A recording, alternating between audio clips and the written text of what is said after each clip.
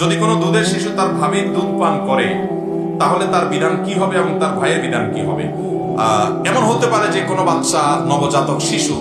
ভাই অনেক বড়, বিয়ে করেছেন, ভাইয়ের বাচ্চা কাচ্চা আছে, তাহলে ভাবির দুধ পান যদি করে কোনো ছোট বাচ্চা, তাহলে সেক্ষেত্রে ওই ভাবির দুধ পান করার কারণে দুধের সম্পর্ক তৈরি হবে এবং দুধের সম্পর্ক তৈরি হওয়ার কারণে নবী রাসূলুল্লাহ সাল্লাল্লাহু আলাইহি ওয়াসাল্লাম সেই হাদিসের আলোকে আহমিনার রাদাআত মা ইয়াহমিনান নাসাব, মানুষের বংশের বরত্ব সম্পর্কের কারণে যেই নারীদের বিয়ে করা হারাম হয়, ঠিক দুধ পান করার মাধ্যমে একই সম্পর্ক তৈরি, অর্থাৎ যার দুধ পান করেছেন তিনি দুধমা হয়ে গেছেন। এখন নিজের বড় ভাই যিনি, তিনি একই সঙ্গে বড় ভাই, আবার একই সঙ্গে দুধ মাতার স্বামী হওয়ার কারণে দুধ বাবার মর্যাদা, যার কারণে এই ভদ্র মহিলার যদি দুধ পান করে থাকে অন্য মেয়ে, সে অন্য ঘরেরও হয়, তাহলেও এই ছেলের সাথে আর তার বিয়ে জায়েজ হবে। তাহলে এই ভাই তার আপন ভাই, কিন্তু